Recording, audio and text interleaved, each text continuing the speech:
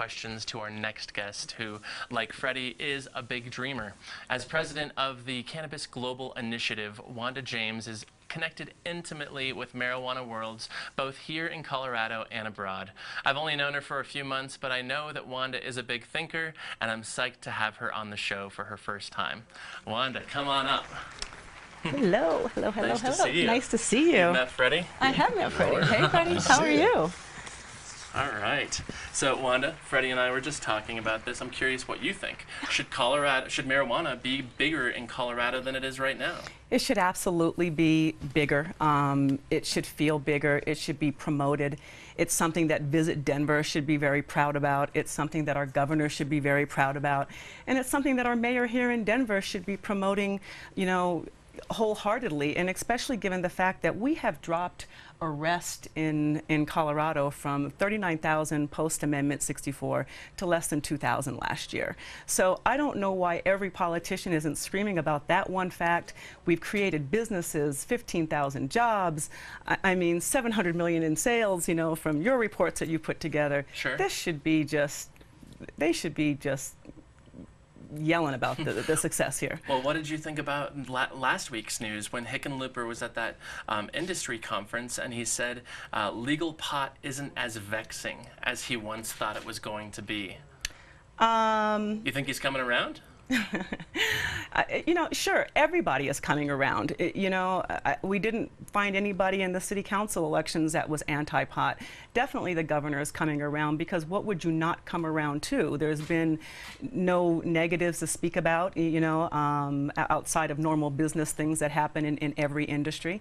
And, you know, and he did say that, but, you know, then he said, you know, he's getting to the point where he doesn't think it's, you know, quite, you know, as bad as alcohol. And I don't know why he puts those little pieces in there when 1 in 7 deaths in Colorado was caused by alcohol. That's pretty bad. So since we haven't seen that with pot, I would say that pot is significantly better than alcohol. Well, you're with the Cannabis Global Initiative, yes. So why don't you go ahead and take a minute and tell us what sure. this organization does. I'm so proud of the Cannabis Global Initiative, or CGI as we like to call it. And what we were able to do was take all of our passions and that we've done here in Colorado, from PR to advertising to the regulatory framework to consulting and business consulting, and take that to a global level to help municipalities go from an illegal market to a legal and regulated market. So you're consultants. Is that right? Well, in some places we're consultants, in other places we're doing advertising, building websites, and those different things. Oh, sure, sure. Marketing. Yeah, marketing and the whole 9 yards. If it has to do with moving cannabis forward in any kind of municipality, we're there doing it. What do they call those agencies? 360? 360. You guys are kind of 360? We're 360 when it comes to pot. So Freddie and I were talking about this earlier. He sees the Jamba Juice. He sees the all cannabis friendly hotel. Just saying. What are your hopes and dreams for the future of legalization in Colorado? You know, all of the things that you see happening, you know, with alcohol, with other, you know, wonderful things that happen here in Colorado. I look forward to the day that we can actually, you know, decide to, you know, buy an edible at Coors Field. I look forward to cooking schools all over, you know, different places to be able to teach people how to cook with cannabis. I look forward to seeing, like you do, the hotels that you can sit at. The idea that Freddie and I can't sit down together outside of, you know, the Denver Post building somewhere and have a coffee and a edible together. And I know the smoking aspect is kind of different, but there's no reason why we shouldn't be able to do all the things that we're able to do with alcohol legally here in Colorado, and do it responsibly as adults over the age of 21. Barely over 21, but yep. over 21. Of course. Well, what about permits? A lot of people mention that if you're throwing an event like Taste of Colorado or People's Fair, that they can apply for a permit to be able to serve Sure. liquor at their event. Do you envision a day where that exists in Colorado? I would like to see that happen very soon in Colorado, and I see no reason why not. You know, we don't have the same types of issues with cannabis that we see with alcohol consumption, so there is no more public safety issue than selling beer at an event. So I don't know why we wouldn't see all of those things happen. I think that the sky is the limit, and as soon as people relax a little bit more, and we've seen the relaxation of cannabis happen over the last 6 years here in Colorado, and we'll start to see it worldwide as we move forward. I think every legalization market has gone through that period where, whether it's standing around January 1st last year in Colorado and you're standing next to a city councilman who's like, yeah, this is okay. People aren't, disobeying the law. They're not, lighting up right outside the shop. I know, right as DC was legalizing it earlier this year, reporters were talking with the chief of police in Washington. Freddie, you're all too familiar with her, I'm guessing, and she just said, people who use marijuana aren't out on the streets wilding, getting dangerous. I'm not concerned about that. We have those problems with other substances. Well, and it was amazing to see, I believe it was the Attorney General in Seattle that on their very first day of legalization, went and bought a quarter ounce, and he says, I'm participating. So if people who are attorney generals, and if the last 3 presidents of the United States, and if, business executives and, editors of newspapers are all engaging on those levels, I don't see any reason why it's not time to move this forward. Yeah, and I think, minor clarification, it might have been a city attorney in Seattle. Okay, it may have been the city attorney. Not the Washington Attorney General. Yeah, you're right. You're absolutely right. I think, you're absolutely I did a story. correct. I called Denver's city attorney and asked him if he went out and bought weed on January 1st after that news broke, and he's like, no, I didn't. No. and I was like, well, why? What's the difference? And he told me that he is an elected official in Denver.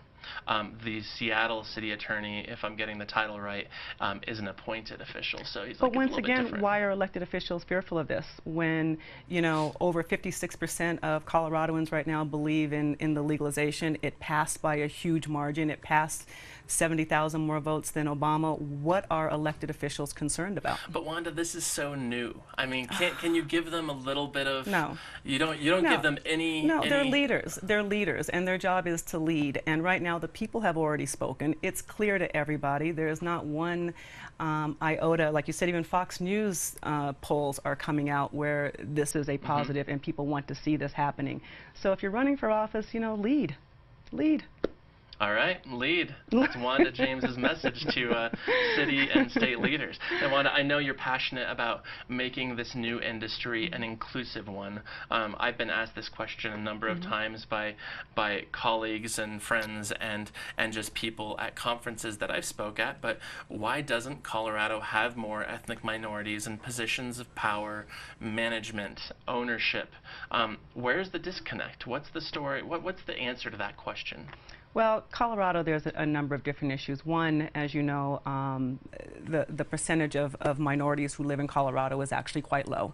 But on top of that, though, the amount of arrests in Colorado, and let me just speak about Denver in particular, pre-Amendment 64, 33% of the arrests in Denver were for black and brown people, and yet we make up less than 11% of the population in Denver. And that's arrests in general or marijuana arrests? Marijuana arrest, okay. Cannabis-related arrest.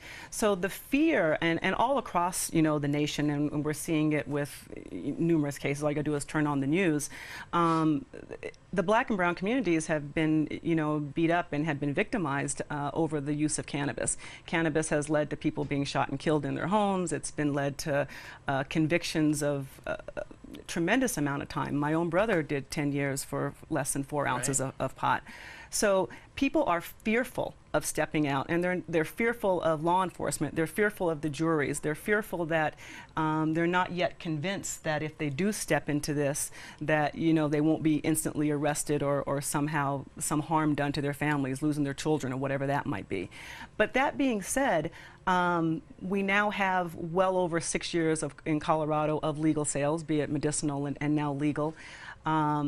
We haven't seen any real numbers because the state doesn't supply the numbers of ownership or management based on race, which we need to do because we need to understand what that is. Sure. But the numbers are very low. To the best of my knowledge, my husband and I are currently the only licensed dispensary owners, I believe, in Denver. There may have more that have come in recently, but when I ask the Med, they don't know of who are African American. Yeah. So it's difficult process to get people to want to join in on this. And my take, and what makes me very sad, is that we're going to wake up one day as a race of people and realize that this passed us by as well too. And the tremendous amount of people who are making money and creating jobs there's no reason why we should not be participating and participating on a large level. If we were able to do the prison population and work for free in privatized prison systems because of cannabis arrest, I believe that it's time for us to make money on the other side as well. Is it too late if somebody wants to get involved in this industry, you know, person of color, is it too late for them to get involved? It's never too late to get involved. I mean, obviously, the prices have gone way up to get involved. To own a dispensary right now, you're looking at, you know, $3 to $5 million to buy one outright. You know, to start your own, you're going through a number of different walls that you got to jump through. But find the right partnerships. You know, get involved, find ways that you can be involved, and then get creative about it. You know, where's that first African-American cannabis hotel? Right. Where's that, you know, African-American Jamba Juice that's giving, you know, shots out there? So I think you can get creative, and I think that anything that you do in any other business, you can do here in the cannabis industry. Oh, great. Well, I want to bring Freddie back into the conversation, and we'll start with you, Freddie. Colorado, other now legal states, do you think they're going to be overshadowed by Nevada if they choose to legalize marijuana in 2016? Do you think people are going to quickly forget about Colorado and Washington and the others because Nevada, if they do choose to legalize, could do it in such a big and liberal way? I think that, well, obviously with tourist population, I do think it's going to detract from Colorado at some point. But I think that Colorado is so far ahead of everybody else. And we've looked at other markets and been all around the United States with this, and we are still just leading the charge. It's going to take quite a while for anybody to catch up. And I think that the experience of people that live in Colorado, if you want to be, you know, a dispensary owner in Nevada, you're probably very welcome because you have that experience that they're not going to have for a while. And I also think that it's going to be a very large hit. Are they going to be able to handle it? You know, this is, you know, it's just like Illinois. Are they going straight to this major impact? You know, it's like being on a surfboard and starting out with a 2-foot wave and then headed to Hawaii for, you know, 30-foot face. It's going to be a daunting task, but I do think in time it will mellow Colorado's role from it. So will Nevada legalize in 2016, Freddie? I'd probably say yes once they see this impact. Yeah. Yeah. Wanda, what do you think? You know, I think, well, as the whole world starts to legalize, the impact of people flying into Colorado just to be able to get, and it's funny, people are more excited about the receipt than they are about the bag of cannabis out, you know, I got a receipt. But I think that the biggest thing that you're going to look at with Vegas is not everybody likes Vegas. And a lot of people who come to Colorado, especially to enjoy the skiing or the hiking or the, you know, the moose in the mountains or whatever it may be, they may not be the people who are loving and wanting to run to Vegas. So Colorado still has that outdoorsy kind of feel that's always going to attract those people who really love that type of atmosphere and can, you know, have a edible on a mountaintop. I, for one, do